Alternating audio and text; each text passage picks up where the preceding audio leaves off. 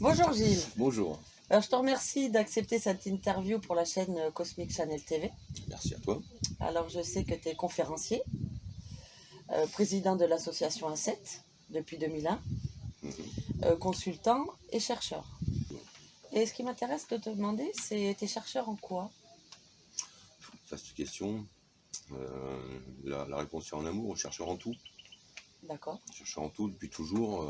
Et toute la vie m'intéressait de manière naturelle, de manière instinctive, on va dire. Et j'avais des questions très tôt, pour mes parents, pour les profs, pour les religieux, parce que j'étais éduqué de façon catholique, par rapport à la vie. Et quand j'arrivais avec des questions sur la mort, sur Dieu, là j'avais des réponses qui ne me satisfaisaient pas du tout.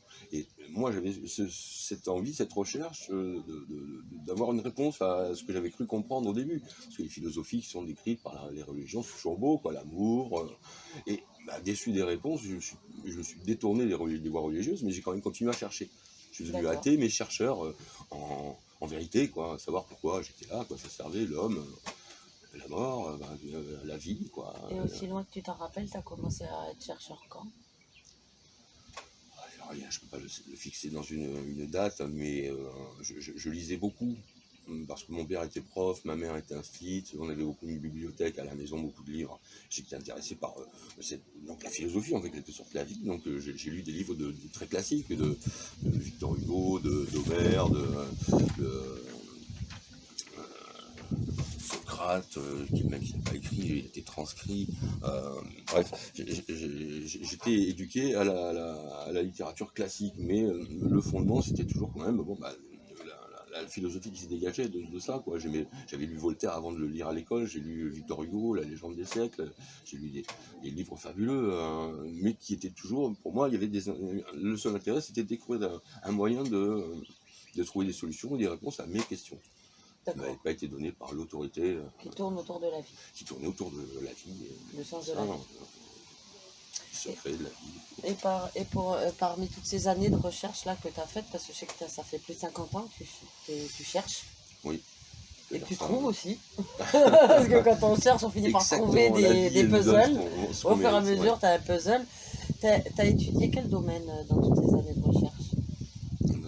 Même mot, pareil, tous les domaines, enfin tous, non, mais beaucoup de domaines de la théologie, la philosophie, la psychologie, la philosophie quantique, les théories quantiques, la science physique aussi, Les religions. la théorie de la relativité, Einstein, Hubert Reeves. Moi, j'ai lu des choses improbables parce que je ne suis pas du tout mathématicien, mais je lisais plutôt des livres d'aventure, des livres de liberté, des livres où se passaient des livres initiatiques comme Candide, comme Siddhartha Bouddha, Gautama Bouddha de Hermann Hesse, ou enfin ce genre de livres, quoi. Le Messie récalcitrant de Richard Bach, énorme.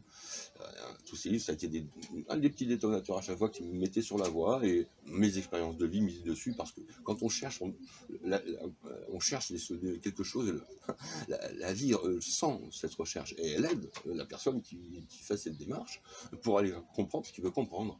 Et mis bout à bout, les livres que je lisais, les expériences de vie que j'avais, mon observation, m'amenaient à comprendre des tas de choses sur les secrets de l'univers, le fonctionnement de l'univers, les raisons de tout, quoi.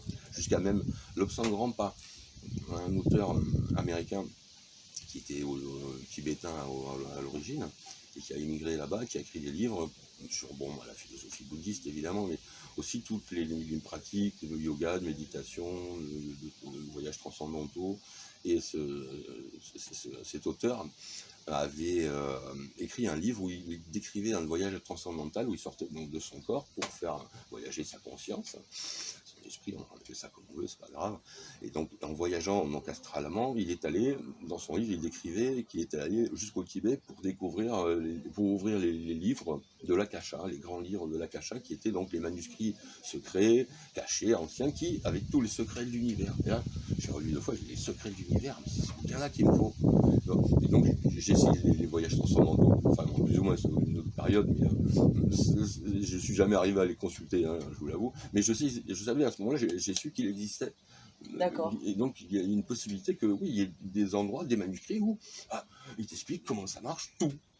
Tu veux D'accord. savoir tout? Vas-y, ouvre le livre. Si tu peux le trouver, quoi. Et tu parlais tout à l'heure d'expériences de vie. Est-ce que tu peux partager quelques expériences ou des rencontres initiatiques qui t'ont, sur ces années de quête et de recherche, Oui, t'ont mis des petits cailloux blancs, hein, comme les petits voilà, poussés? c'était un peu ça, mais c'était pas forcément toujours des personnes physiques, parfois c'était juste des observations naturelles ou des transmissions avec la nature elle-même. Donc tu embrasses assez la nature quand tu es tellement en communion, elle te parle, quoi. Et puis en dehors des livres, donc dans ces expériences-là, il y a eu des tas de. J'ai pas vraiment eu de rencontre, à part une rencontre tout jeune quand j'étais. Justement, je sortais de ces premières questions, c'est lui qui m'a aidé à croire quelque chose après la religion, parce que je m'étais détourné du religion catholique à ce moment-là, j'avais 16 ans, et j'ai rencontré Joël, qui lui avait à peu près mon âge, et qui était adventiste, c'est-à-dire que donc, lui, il n'avait pas vraiment le comportement qu'avaient les autres, puis on avait des discussions tous les deux sur la vie, sur la mort, sur Dieu, qui moi me passionnait, et lui aussi, donc on était très proches. Et ça a duré de 2 ans d'amitié comme ça, où j'allais chez lui le dimanche pour apprendre la Bible, ce qu'elle disait, ce qu'il fallait lire derrière, la Bible de Thomson, d'ailleurs il avait pas tout à fait la Bible qu'on trouve dans le supermarché. Et donc on m'a expliqué, et moi je me suis régalé à comprendre des choses dans la Bible à ce moment-là, grâce à lui. Et ça a été vraiment bon, un guide, mais je m'en suis pas rendu compte à ce moment-là. Et puis surtout, il est mort jeune, il est mort 2 ans après notre rencontre. Et, et je pense que si j'avais dû rencontrer quelqu'un qui m'aurait apporté quelque chose, c'était bien lui. Mais après, non, plus de. Enfin, j'ai eu des gens qui m'ont apporté, qui m'ont donné des directions, Mhm. mais pas vraiment des personnes qui avaient une fonction de guide un peu quand même. J'en ai jamais eu, j'ai toujours regretté de ne pas en avoir, puis finalement je me suis dit à la fin, tant pis, hein, on fait ça. Les livres m'ont guidé.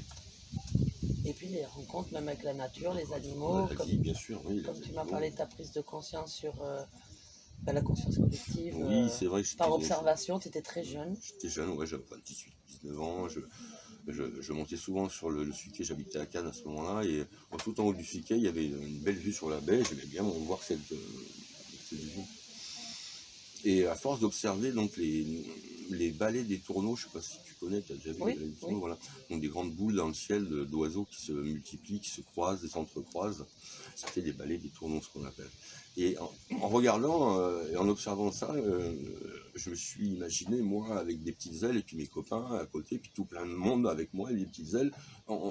Pour le faire, on ne pourrait pas y arriver. Il y aurait des accidents toutes les nanosecondes. Ouais. Ce serait impossible d'arriver à gérer la matière avec toutes ces consciences individuelles. Mhm.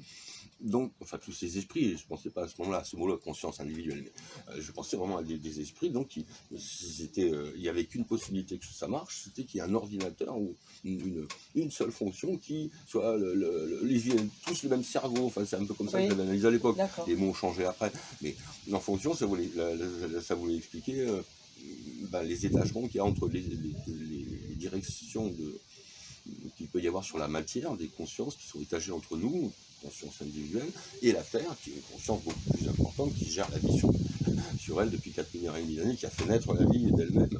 Donc elle a une conscience qui gère ça. Et nous, entre elle et la Terre, il y a d'autres étages de conscience qui gèrent les oiseaux pour faire des boucles. Mais une seule conscience, une seule force. Entre nous et la Terre, il y en a des milliers. Et ça, tu as compris ça juste en observant des oiseaux? Oui, j'ai compris ça en observant des oiseaux, mais ce que je peux en tirer aujourd'hui, surtout après avoir lu le manuscrit de Lorenzki, je peux expliquer le fonctionnement de toutes ces consciences qu'il y a entre nous et la Terre. Alors que l'époque, je pensais juste que c'était juste impossible qu'il y ait différentes consciences qui agissent ensemble avec une connexion unique. Il fallait qu'il y ait une connexion qui les rassemble pour pouvoir avoir l'affaire. C'est cette idée-là que j'avais compris. Elle m'a servi plus tard quand j'ai pu le corroborer avec des fonctionnements généraux de la vie sur la planète, quoi. Et la vie que nous, on gère. Et dans ton parcours, il y a eu 2001, qui est une date quand même marquante dans ta vie, quand tu as créé l'association A7. Oui, c'était marquant, mais je m'en suis rendu compte plus tard. En fait, Oui. quelque part, c'était une intention pour moi vraiment de vouloir faire quelque chose de ce que j'avais compris, appris et fait de ma vie, et pour aider les gens qui voulaient avoir le même cheminement que moi. Parce que moi, je me suis dit, quand j'étais petit, personne ne m'expliquait. Les profs, j'avais pas confiance, les religions, on n'en parle pas. Donc, il n'y avait pas une faculté de ce que moi, je voulais apprendre, quoi. Oui. Donc, je me suis dit, peut-être que si moi, je fais quelque chose pour apprendre ce domaine-là que moi, j'ai étudié pendant 50 ans, tu l'as dit tout à Oui. l'heure. Donc, créer quelque chose qui puisse guider les quelques rares personnes. C'était pas fait pour avoir des millions d'adhérents, c'était fait pour aider les rares personnes qui en avaient vraiment besoin pour aller dans cette Oui. direction et qui s'intéressent Et ça veut dire quoi, 7? à cette aide à la survie de l'être humain sur Terre. Ça veut tout dire. Voilà, si on sait ce que peut être la différence entre l'homme et l'être humain, on comprend tout. Et là, depuis, tu as monté un site pour cette association. L'association, c'est a7.com. .fr. .com. Voilà, A7.com, tout à fait. a7.com, qui est un site de partage de connaissances. Partager la connaissance universelle. Voilà, effectivement. Et je sais aussi que dans ton parcours, il y a une autre date, c'est 2010. J'ai mis les mains sur un livre qui, quand voilà, j'étais petit, je rêvais de tomber sur ce genre de livre. Je pense que j'en ai lu des milliers, qui m'ont appris beaucoup de choses. Mais un livre qui condensait cette science, donc, comme une copie des vieux manuscrits qui ont enseigné à l'humain, tout ce qu'ils ont enseigné au travers des sociétés, au travers des âges, les pyramides ici, et les cultes de la même énergie, du même Dieu, quelque part, à travers les siècles et les différents endroits sur la Terre. Donc ces manuscrits, ces enseignements-là, c'était un peu ce qu'il y avait dans ce livre, mais j'ai complètement inattendu. Et comment t'es tombé sur ce livre? Inattendu. Oui. C'était extraordinaire, c'est le moment, c'est la vie qui m'a amené là. Je fais rarement ce genre de truc. En plus, j'avais à me promener pour regarder les stands ou les magasins. Et à ce moment-là, c'était des puces, je crois, dans mon regard s'est tourné vers un livre, parce que moi j'ai mes livres, donc j'ai regardé un peu un bouquiniste. Et au bout d'un moment, j'avais sorti un livre avec une belle reliure qui est écrit en gothique, je trouvais que c'était... Et il y avait un petit sac, et j'ai négocié avec le marchand qui m'a dit, écoutez, il y en a un autre dans le sac, mais je vous fais pour le même prix, prenez-le. Je n'ai même pas regardé ce que c'était, j'ai pris le sac, j'ai payé le gars, et je suis rentré chez moi. Après, j'ai ouvert longtemps après, en plus, j'ai pas ouvert tout de suite le bouquin. Tout d'abord, j'ai ouvert le livre qui me semblait intéressant, donc relié tout ça. Et quelques temps après, quand j'ai voulu jeter le sac, je me suis dit, tiens, c'est vrai, au fait, qu'est-ce qu'il y a écrit dans ce livre? Et là, j'ai pas pu décoller du livre. Et je me suis même dit, pourquoi tu as attendu 2 mois ou je sais plus combien pour l'ouvrir? Et là, en ouvrant, j'ai vu que c'était un livre qui traitait de cette science de l'univers, qui amenait des... Enfin, non, juste dans les chapitres, au départ, j'ai regardé les chapitres, je me suis dit, non, il va expliquer ça, j'avais hâte de savoir comment il allait expliquer, parce que parfois j'ai lu des demandes de livres qui semblaient annoncer une vérité sur quelque chose d'une manière tangible, quoi. Et là, ça a fonctionné, tout ce qu'il y avait dedans, c'était de l'or. Et c'est qui cet auteur? Le professeur Igor Lorensky. Je ne peux pas vraiment dire qui c'était, parce que j'ai fait des recherches. C'était un manuscrit que j'ai trouvé, donc c'était pas édité, donc je n'ai pas pu faire de recherche à partir de l'édition, de la maison d'édition.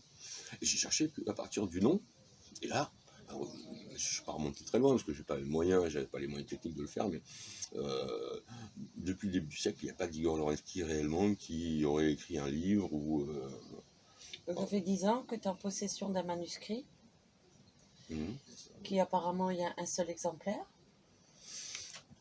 Ça, probablement parce que c'était un manuscrit. Donc, ou s'il y en a d'autres. On a peut-être fait redéotyper quelques-uns. Voilà, avec les recherches que tu as fait. Parce que moi aussi, de mon côté, j'ai cherché, j'ai rien trouvé sur cet Igor Lorensky.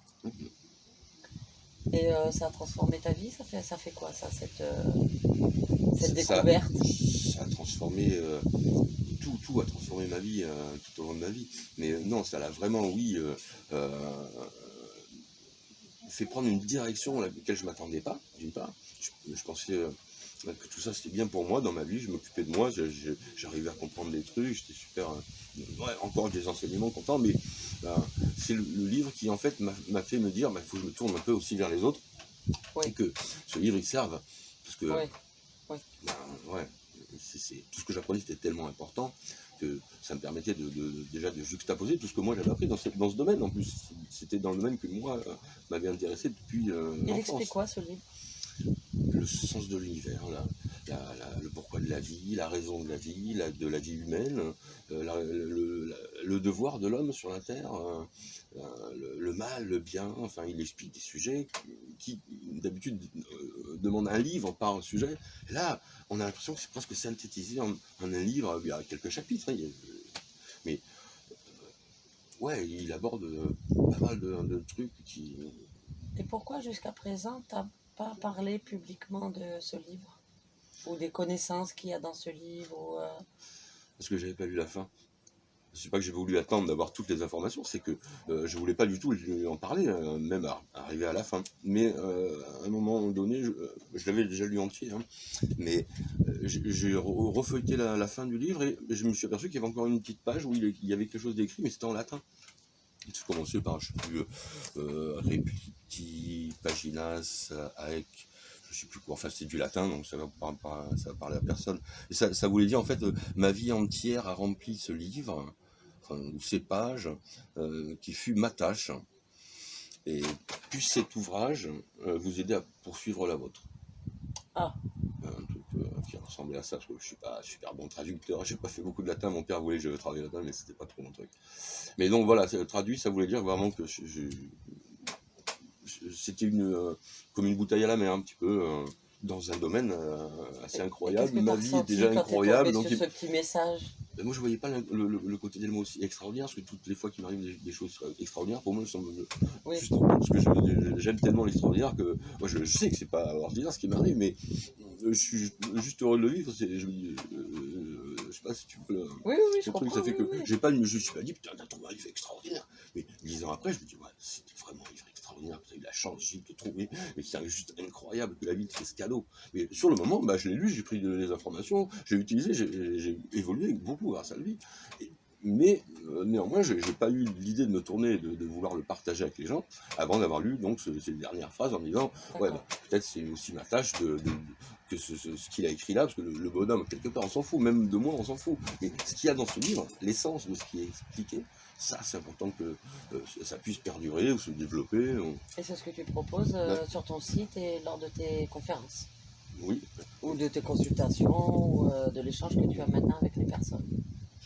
Mais dans l'esprit, en sachant la valeur que ça a, je ne veux pas en prendre la paternité, mais par contre, ce que j'explique, c'est tout ce qu'il y a dans cet ouvrage-là, je ne fais que le transcrire, quoi. En plus de mes informations à moi, de mon domaine, parce que je vais me chercher aussi un petit peu quand même. Donc, c'est comme les oiseaux, j'ai observé, qui m'ont fait trouver certaines solutions. Le livre, je ne l'avais pas encore lu, comme toutes les choses que j'ai appris avant, je n'avais pas encore lu, mais ce livre vraiment m'a permis de synthétiser et d'expliquer toute la pensée que j'explique, toutes les conférences qu'on a fait, où on a développé tous ces thèmes, quoi. Jusqu'à présent, on ne te voit pas sur le web en vidéo. Là, ça va être ta première vidéo où tu vas apparaître sur le web. Est-ce que tu as prévu de partager pour nous et les internautes, ceux qui n'ont pas la possibilité de se déplacer pour venir à tes conférences ou à tes cours, de partager en vidéo sur Internet un peu plus? Oui, alors ça, il y a une partie de l'équipe qui s'en occupe. On projette donc toute une série donc déjà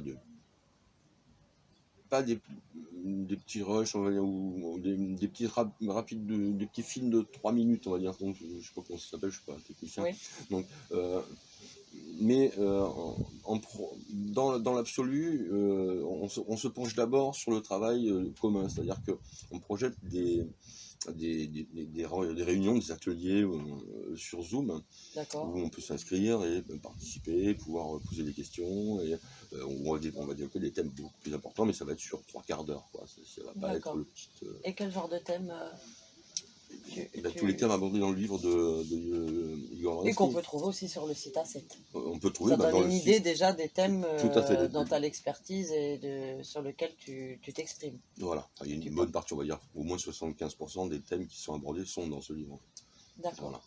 Mais non, là dans la conférence, on va aborder le premier thème, ça va être le sens de l'univers, parce que je pense que ça va parler à chacun, et surtout que ça a l'air d'être une grande phrase, et on va se rendre compte à la fin que finalement, c'est beaucoup plus je veux bien être là, moi, pour cette conférence avec sur plaisir, le sens de l'univers. Ah ça c'est passionnant. La première invitée. Gilles, je te remercie. C'est moi, encore une fois, qui d'avoir partagé un peu de toi. Je pense qu'on fera d'autres vidéos. J'espère, on va recommencer ça tout de suite, d'ailleurs, dans 5 minutes. Voilà. Donc, si on veut te trouver ou t'écrire ou te poser des questions, on peut aller sur le site a7.com. Tout à fait, oui. On marquera les liens sous cette vidéo. Voilà, on pourrait faire le test, d'ailleurs, QS dessus. Il y a un test QS pour ça. Oui, c'est vrai. Tiens, on vous dit pas tout aujourd'hui. Non, voilà, test QS, ça sera pour la prochaine. Merci beaucoup, Gilles. Avec plaisir. Ce fut un plaisir.